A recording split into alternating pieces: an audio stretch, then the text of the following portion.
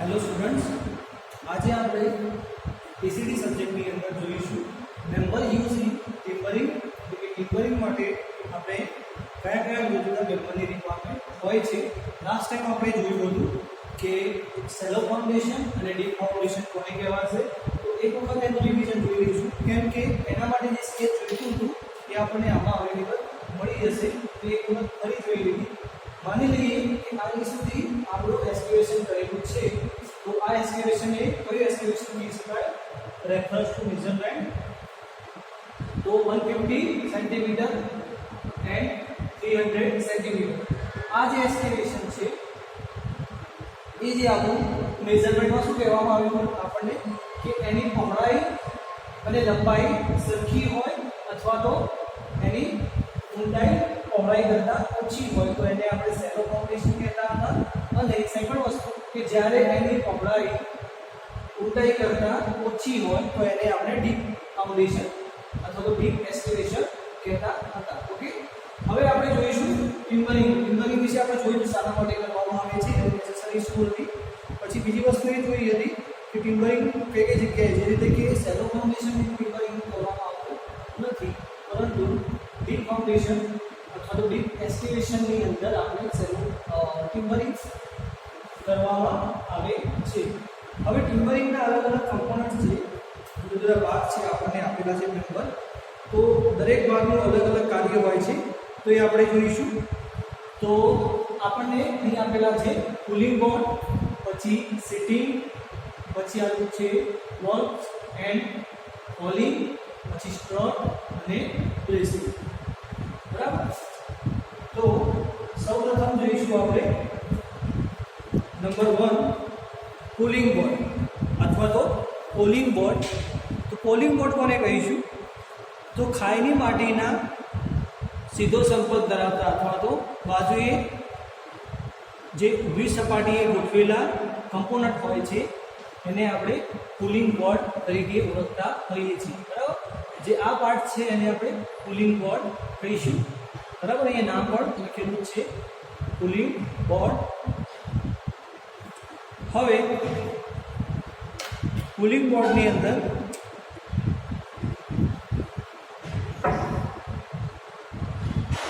કાર્ય એમાં શું થશે પુલિંગ બોર્ડનું? કે પુલિંગ બોર્ડ શું કરશે કે આજુબાજુ જે આપણી સોઇલ હશે અથવા તો અર્થ પ્રેશર હશે એના કારણે આપણે જે પણ એસ્કેવેશન કર્યું છે એને નુકસાન થતું રોકવા માટે આપણે આ રીતે પુલિંગ બોર્ડનો ઉપયોગ કરતા હોઈએ છીએ, બરાબર। હવે આપણે જે એસ્કેવેશન કર્યું છે એમાં આપણો જે મેઇન પાયો હશે એ અહીં સુધીનો જ હશે, બરાબર। અહીંથી સ્ટાર્ટ કરીને અહીં સુધીનો હશે। વધારાનું એસ્કેવેશન એટલા માટે છે કે જેમ જેમ આપણે ઊંડાઈ સુધી એસ્કેવેશન કરીશું તેમ આપણને જે અંદરનો વધારાનો મટીરિયલ છે જે બહાર ડમ્પ કરવાનું છે એ નીકાળવામાં સરળતા રહે એ માટે આપણે શું કરીએ છીએ, ઉપરની પહોળાઈ વધારે રાખતા હોઈએ છીએ, બરાબર। હવે નેક્સ્ટ આવશે સિટિંગ। તો ફિગરની અંદર આપણને સિટિંગ કઈ જગ્યાએ જોવા મળે છે? ફિગરની અંદર આપણે નામ આપેલ નથી, બરાબર, પરંતુ એના વિશે આપણે જોઈએ તો પુલિંગ બોર્ડ કે એકબીજાની સાથે ટેકવવા માટે રાખવા માટે પાટિયાને બદલે આપણે સીટ વાપરીએ છીએ, તો તેને શું કહીએ છીએ? સિટિંગ કહીએ છીએ, બરાબર। એટલે કે આપણે જે મટીરિયલ પુલિંગ બોર્ડ માટે ઉપયોગ કર્યું છે એની જગ્યાએ આપણે સીટનો ઉપયોગ કરીશું તો એને શું કહેવામાં આવે છે? સિટિંગ કહેવામાં આવે છે, બરાબર। પછી નેક્સ્ટ આવશે વેલ્સ અથવા તો વોલિંગ। તો વેલ્સ અથવા તો વોલિંગ કોને કહીશું? અહીંયા આપણે જોઈ શકીએ છીએ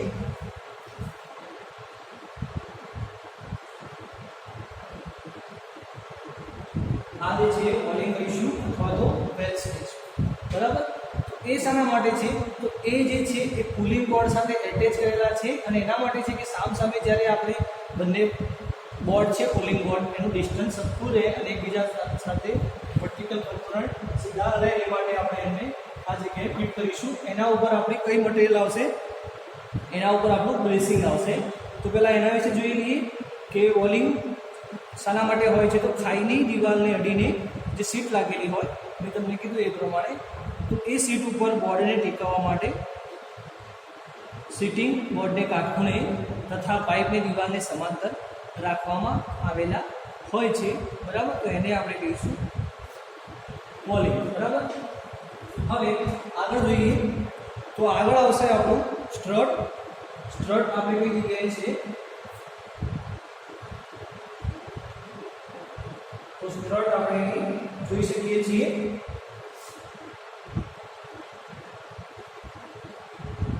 બરાબર. આ જે પાર્ટ છે એને સ્ટ્રટ તરીકે ઓળખતા હોઈએ છીએ. જે સ્ટ્રટ છે એનું કામ શું છે, તો સિટિંગ અથવા તો બોલિંગ થાઈને બે દિવાલો સાથે ટેકવવા અને ચોક્કસ અંતર જાળવી રાખવા માટે આપણે શાનો ઉપયોગ કરીએ છીએ, સ્ટ્રટનો ઉપયોગ કરીએ છીએ. આ બે સીટ વચ્ચેનું જે ડિસ્ટન્સ હશે એ સરખું રાખવા માટે અથવા તો બે સીટ એકબીજાના અર્થ પ્રેશરના કારણે ભેગી ના થઈ જાય તો એ બંનેને ડિસ્ટન્સ મેન્ટેન કરવા માટે આપણે સ્ટ્રટનો ઉપયોગ કરતા હોઈએ છીએ. પછી આવશે બ્રેસિંગ. તો બ્રેસિંગ વિશે વાત કરીએ તો બ્રેસિંગ નોર્મલી આપણે આ જે પાર્ટ જોઈ રહ્યા છીએ એને બ્રેસ અથવા તો બ્રેસિંગ તરીકે ઓળખતા હોઈએ છીએ. ટિમ્બરના ફોર્મવર્કને લડતા અથવા વેલિંગ વચ્ચે વપરાતા ત્રાંસા સ્ટડને, આ જે ત્રાંસા સ્ટડ છે એને આપણે બ્રેસિંગ તરીકે ઓળખતા હોઈએ છીએ.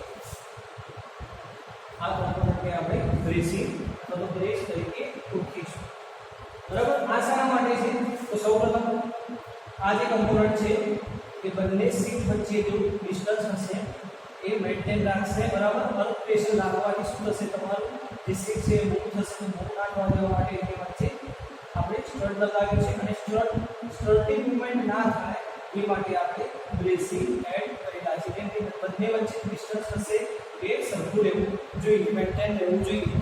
તો એ માટે આપણે બ્રેસિંગનો ઉપયોગ કરતા હોઈએ છીએ. પછી આગળ આવશે રનર, બરાબર. તો આ બે પાર્ટ જોઈ રહ્યા છીએ નીચેના, એને કહીશું આપણે રનર, બરાબર. તો રનર જે છે એનો ઉપયોગ જોઈએ તો ખૂબ જ નરમ અને પ્રકારની જે માટી હોય, ખૂબ જ નરમ પ્રકારની માટીમાં ખાયેલી દિવાલોને એક ધારે ધસી પડવાની શક્યતા વધારે હોય છે.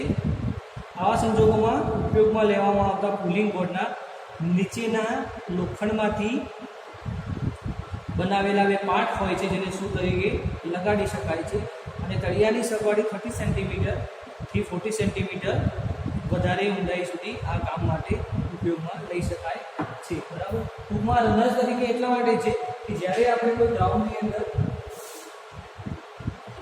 આપણે સીટ એડ કરીશું તો એમાં શું હોવું જોઈએ, આગળ આપણે શું હોવું જોઈએ. કે આપણે સફેદની અંદર જોયું હતું તો એક્ઝિટ બોર્ડ હોય એના આગળ શું હતી 15 સેન્ટીમીટરની શું લગાડેલી, જેથી ઇઝી આપણે એને ગ્રાઉન્ડની અંદર એડ કરી શકીએ. એ રીતે આની અંદર પણ આ રીતે શું લગાડેલા હોય છે જે 15 અથવા તો 30 સેન્ટીમીટરથી વધારે ઊંડાઈની લંબાઈ હોય ત્યારે આ પ્રકારના રનર્સનો ઉપયોગ કરવામાં આવે છે, જે ઇઝીલી તમારી ગ્રાઉન્ડની અંદર એડ થઈ શકે એ માટે આપણે આ ઉપયોગ કરતા હોઈએ છીએ, બરાબર. તો આપણે પુલિંગ બોર્ડ, પછી સીટિંગ, પછી વેલ્સ, પછી સ્ટ્રટ અને બ્રેસિંગ વિશે આમાં જોયું. એકવાર ફરીથી આપણે રિવિઝન કરી લઈશું કેમ કે આ જે છે એ એક્ઝામની અંદર પૂછાય છે વારંવાર, બરાબર. એ કમ્પોનન્ટ્સ લખી એક્સપ્લેન અથવા તો analyst member of timbering and explain any one or any two, બરાબર. તો ગમે તે મેમ્બર લખીને તમે સમજાવવાનું રહેશે તો તમારે આ રીતની ફિગર દોરવાની થશે. ફરીથી એકવાર આપણે સમજી લઈશું કે ટિમ્બરિંગની અંદર કયા કયા પાર્ટ્સ આવે છે. તો ટિમ્બરિંગની અંદર સૌપ્રથમ વાત કરીએ તો પુલિંગ બોર્ડ જે આપણે જોઈ શકીએ છીએ, પુલિંગ બોર્ડ, બરાબર. પુલિંગ બોર્ડ શાના માટે હોય છે, તો પુલિંગ બોર્ડ બહારની જે સપાટી છે એના ઉપર લાગતું પ્રેશરને રોકવા તથા જે મટીરિયલ હશે એને અંદર આવતા રોકવા માટે આપણે પુલિંગ બોર્ડનો ઉપયોગ કરીએ છીએ, જે આપણે જોઈ શકીએ છીએ. આ જે છે એ પુલિંગ બોર્ડ છે, બરાબર. પછી આવશે સીટિંગ. સીટિંગ એટલે શું કે જો આપણે પુલિંગ બોર્ડની જગ્યાએ સીટનો ઉપયોગ કરીશું બંને બાજુ એને કહેવાશે સીટિંગ.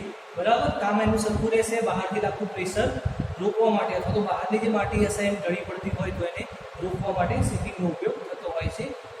પછી આવશે વેલ્સ અથવા તો વેલિંગ્સ. તો આપણે વેલિંગ્સ કોને કહીશું? તો જે આ તમને દિવાલ આપણી જે સીટિંગ છે પુલિંગ બોર્ડ છે ત્યાંથી 90 એંગલે આ રીતે ફિટ કરેલા જે મટીરિયલ તમને દેખાય છે એને આપણે વેલિંગ કહીશું. વેલિંગ સામે ફિટ કરેલા હોય છે અને વેલિંગના ઉપર આપણો સ્ટ્રટ આવતો હોય છે. સ્ટ્રટને સારી રીતે ડિસ્ટન્સ મેન્ટેન કરવા માટે ફિક્સ કરવામાં આવે છે. એના બેઝ માટે આપણે વેલિંગનો ઉપયોગ કરતા હોઈએ છીએ. પછી આવશે સ્ટ્રટ. તો સ્ટ્રટ વિશે જોઈએ તો સ્ટ્રટ શું છે કે તમારું ડિસ્ટન્સ મેન્ટેન રાખશે. જે રીતે કે માની લઈએ કે અહીંથી અહીં સુધીનું અંતર તમારું 150 સેન્ટીમીટર કીધેલું છે. બરાબર, આપણે ઇનર વાત કરી, આઉટર લેન્થ આપેલી છે આપણને. તો ઉપર જતાં આપણને જે ડિસ્ટન્સ નીચે આપેલું હોય એ આપણને ઉપર તરફ પણ મળતું રહેવું જોઈએ. એટલે કે માપ જે છે એ સરખું રહેવું જોઈએ. 150 સેન્ટીમીટર, તો અહીંયા પણ 150 સેન્ટીમીટર જળવાઈ રહે એ માટે આપણે શું કરતા હોઈએ છીએ? સ્ટ્રટનો ઉપયોગ કરતા હોઈએ છીએ. અથવા તો બીજી ભાષામાં સમજીએ તો એમ કહેવા માગે છે કે જે આ સીટ છે એ બહારથી પ્રેશર લાગતા તમારી જે સીટ વર્ટિકલ છે એ ઇન્ક્લાઇન્ડ ના થઈ જાય એ માટે આપણે સ્ટ્રટનો ઉપયોગ કરતા હોઈએ છીએ. આ રીતે મૂકેલી હોય તો એને પ્રેશર લાગવાથી શું થશે? આ રીતે અંદરની તરફ ઢળી ના પડે એ માટે આપણે સ્ટ્રટનો ઉપયોગ કરતા હોઈએ છીએ. પછી આવશે બ્રેસિંગ. તો બ્રેસિંગની વાત જોઈએ તો બ્રેસિંગ શાના માટે છે કે આપણે જે હોરિઝોન્ટલ વેપર એડ કર્યા છે સ્ટ્રટ, એ સ્ટ્રટનું શું થશે કે એની ઉપર વજન લાગવાથી એ કાં તો અપ અથવા તો ડાઉન ડાયરેક્શનમાં સરકવાની કોશિશ કરશે. તો એની મૂવમેન્ટ રોકવા માટે આપણે બ્રેસિંગનો ઉપયોગ કરતા હોઈએ છીએ આ રીતે. બરાબર, આપણે એક્સ પેટર્નની અંદર જોઈ શકીએ છીએ બ્રેસિંગ એડ કરેલું છે. બરાબર, પછી આવશે રનર્સ. તો રનર્સ વિશે વાત કરીએ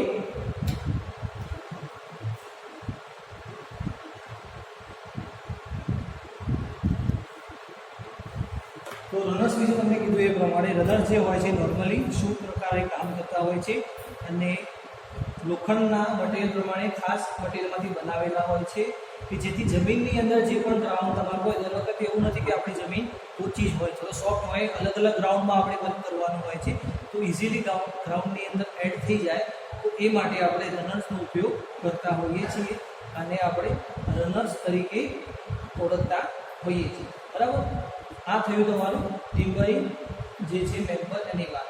હવે બીજી વસ્તુ કે આની અંદર આપણને મેઝરમેન્ટ પણ આપેલું છે 150 સેન્ટીમીટર, પછી 100 સેન્ટીમીટર, 150 સેન્ટીમીટર અને 300 સેન્ટીમીટર. તો જ્યારે પણ આપણે આ સ્કેચ દોરવાનું થશે તો એ વખતે આપણે નામની સાથે આપણે એના મેઝરમેન્ટ પણ જોડે લખવાના થશે. બરાબર, અને એક્ઝામની અંદર પૂછાય છે અને ટીસીડી સબ્જેક્ટ એવો છે કે સ્કેચ વગર ચાલે નહીં. કોઈ પણ થિયરી હોય જો એની અંદર સ્કેચ આવતું હશે તો તમારે કમ્પલસરી સ્કેચ દોર્યા પછી જ એની જે પણ થિયરી હોય એ સમજાવવાની રહેશે. બરાબર,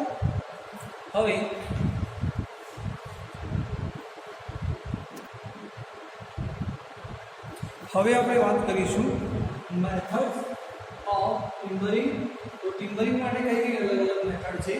તો નંબર 1 છે સ્ટ્રે બેસિંગ, પછી નંબર 2 છે box sitting, number 3 vertical sitting, number 4 runners અને લાસ્ટ નંબર 5 સીટ પિલિંગ. બરાબર, આપણને આ રીતે 5 અલગ અલગ મેથડ્સ આપેલી છે જેના માટે આપણે ટિમ્બરિંગ વર્ક કરતા હોઈએ છીએ. બરાબર, તો નંબર 1 જોઈશું સ્ટ્રે બેસિંગ. તો જે સિમ્પલ મેથડ છે એના વિશે આપણે પહેલા પણ જોયું કે જેની અંદર એક પુલિંગ બોર્ડ હોય છે, સ્ટ્રટ હોય છે અને જે બે બાજુની સપાટી હોય છે એનું ડિસ્ટન્સ મેન્ટેન રાખવા માટે અથવા તો અંદરની જે સાઈડની જે માટી છે એને ઘણી પડતી અટકાવવા માટે આ રીતના આપણે સ્ટ્રે બેસિંગ એટલે કે ટિમ્બરિંગ વર્કનું આપણે ઉપયોગ કરતા હોઈએ છીએ. હવે એની અંદર જોઈએ તો આપણને શું કહેવા માંગે છે કે જે આપણે સ્ટે બ્રેસિંગ છે એ આ પ્રકારનું ટિમ્બરિંગ જમીન પ્રમાણસર વખત હોય અથવા તો ખોદાણની ઊંડાઈ 2 મીટર કરતાં વધારે ન હોય ત્યારે આપણે વાપરીએ છીએ, બરાબર. અને ખાઈની બાજુએ આડોઅડ પુલિંગ બોર્ડ રાખી તેને સ્ટ્રટની 1-2 હાર વડે પોઝિશનમાં રાખવામાં આવે છે. પુલિંગ બોર્ડ 3 થી 4 મીટર અંતરે મૂકવામાં આવે છે. તે ખોદાણની પૂરી ઊંડાઈ સુધી રાખવામાં આવતા હોય છે, બરાબર. તો શરૂઆતમાં આપણને એમ કહેવામાં આવ્યું કે જ્યારે આપણે 2 મીટર કરતાં વધારે ઊંડાઈ ના હોય ત્યારે આપણે સિમ્પલ મેથડ જે છે એનો ઉપયોગ કરતા હોઈએ છીએ, બરાબર. જેમ જેમ આપણે જોઈશું અલગ અલગ મેથડનો ઉપયોગ કરતા કરીશું, જોઈશું કઈ રીતે કામ થાય છે. બીજી વસ્તુ એ કે આ જે મેથડ છે એનો આપણે જ્યારે ઉપયોગ કરીશું તો જ્યાં સુધી કામ નહીં પતે ત્યાં સુધી આપણે એમ જ રાખવાનું રહેશે, બરાબર. એને રિમૂવ કરવાની જરૂર નથી જ્યાં સુધી આપણું કામ પૂરું ના થાય. હવે એના માટે અમુક આપણને માપ આપેલા છે તો એ જોઈશું. હવે આપણે એનું મેઝરમેન્ટ આપેલું છે જે આપણે કામ કરવાનું છે સ્ટ્રે બેસિંગની અંદર. તો પુલિંગ બોર્ડ છે એની જે પહોળાઈ હોય છે 250 mm હોય છે, એની થિકનેસ હોય છે એ અહીંયા લખેલી છે 40 to 50 mm એની થિકનેસ હોય છે, 250 એની પહોળાઈ હોય છે. અને નોર્મલી સ્ટડની જે સાઇઝ જોવા જઈએ આપણે જે સ્ટડ હોય છે એની સાઇઝ જોવા જઈએ તો 100 by 100 mm એની સાઇઝ હોય છે. પણ ક્યારે કે જ્યારે તમારી ડેપ્થ જે છે એ 2 મીટર અથવા 4 મીટરની ઓછી હોય ત્યારે. જેમ તમારે ડેપ્થ વધશે એટલે કે જ્યારે તમારે ડેપ્થ 2 મીટરથી વધી જશે એટલે તમારે સ્ટડ કઈ સાઇઝના યુઝ કરવાના છે 200 by 200 mmના તમારે સ્ટડ યુઝ કરવાના હોય છે, બરાબર. સમજણ માટે આપણે લખી દઈશું અહીંયા 250 mm ઓર ડાયમેન્શન આ રીતના. પછી આ જે છે એ તમારું થશે 40 to 50 અને જે સ્ટડ છે એની વાત કરીએ તો 2 મીટર સુધી તમારી ડેપ્થ હોય અથવા તો 2 મીટરથી ઓછી હોય તો એ માટે 100 by 100 mm નું મેઝરમેન્ટ લઈશું. એટલે કે એ સાઈઝના આપણે જે સ્ટડ છે એ લઈશું.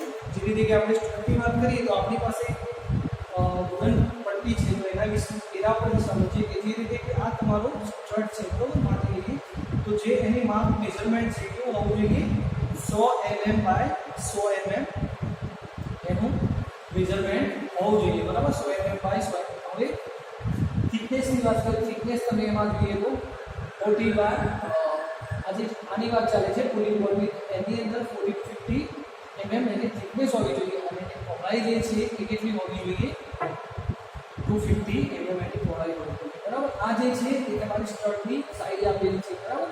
એમાં થિકનેસની વાત નથી કરી બરાબર 100 by 100 ની સાઈઝ આપેલી છે, ઓકે. તો આજે આપણે સ્ટ્રે બેસિંગ વિશે જોઈશું. જે નેક્સ્ટ આપણા ટોપિક છે જે રીતે કે બોક્સ સિટિંગ, પછી વર્ટિકલ સિટિંગ, રનર્સ સિટિંગ, આ બધા જે છે એના વિશે આપણે નેક્સ્ટ વિડીયોની અંદર જોઈશું. ત્યાં સુધી તમારે લોકોએ આજે મને લેક્ચર કર્યા પછી આપણે જે આગળ સ્કેચ જોયો આપણે જે મેમ્બર્સ યુઝ ઇન ટિમ્બરિંગ હતું એની અંદર જે સ્કેચ હતો એ સ્કેચ અને આ જે સ્કેચ છે એ તમારે ડ્રો કરી અને ફોટો મને મોકલવાનો રહેશે, બરાબર. હજુ પણ એક વખત સમજી લઈશું કેમ કે બહુ જ ઇમ્પોર્ટન્ટ ક્વેશ્ચન છે અને તમારું જે પણ ક્વેશ્ચન છે એ તમે દર વખતે મિક્સ થઈ જતો હોય છે. કઈ રીતે તો ટિમ્બરિંગ મેથડ પૂછ્યું હોય અને મેમ્બર પૂછ્યું હોય તો મેમ્બરની અંદર કયા કયા આવશે પુલિંગ બોર્ડ, બરાબર. પછી આવશે તમારું સ્ટડ, પછી સીટનો ઉપયોગ કર્યો હોય તો પછી આપણે જોયું હતું વેલ્સ, પછી બ્રેસિંગ અને રનર્સ, બરાબર. રનર્સ શાના માટે વપરાય છે તો ઇઝીલી આપણે ગ્રાઉન્ડની અંદર એને એડ કરી શકીએ માટે આપણે રનરનો ઉપયોગ કરતા હોઈએ છીએ. હવે ટિમ્બરિંગ મેથડ ફરીથી કહી લઈએ તો જોઈ લઈએ તો એમાં સ્ટ્રે બેસિંગ, પછી વર્ટિકલ સિટિંગ, પછી બોક્સ સિટિંગ, રનર્સ અને સીટ પાઇલિંગ, બરાબર. તો આજના લેક્ચરમાં આપણે સુધી રાખીશું. જો તમને ખબર ના પડી હોય તો વિડીયો જોયા પછી જો તમને સમજણ ના પડે તમે વોટ્સઅપ કરી શકો છો અથવા તો તમે કોલ પણ કરી શકો છો. તમારે ખાસ આ મેઝરમેન્ટ તમારે યાદ રાખવાનું રહેશે. તમારે દેખાતું ના હોય તો ફરી તમને લખી આપું, કેમ કે એક્ઝામની અંદર આ મેઝરમેન્ટ મહત્વનું રહેશે.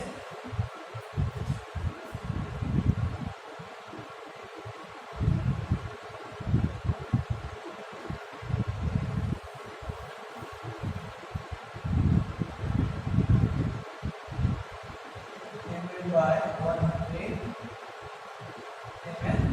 અને સેકન્ડ જે છે 200 mm by 200 mm. જ્યારે તમારે ટેપ 2 મીટરથી ઓછી અથવા 2 મીટર હોય ત્યારે આપણે આ થિકનેસના મટીરીયલનો ઉપયોગ કરીશું, અને જ્યારે આપણે 2 મીટરથી વધારે ટેપ થશે ત્યારે આપણે આ રીતના સાઇઝના મટીરીયલનો ઉપયોગ કરીશું. ઓકે.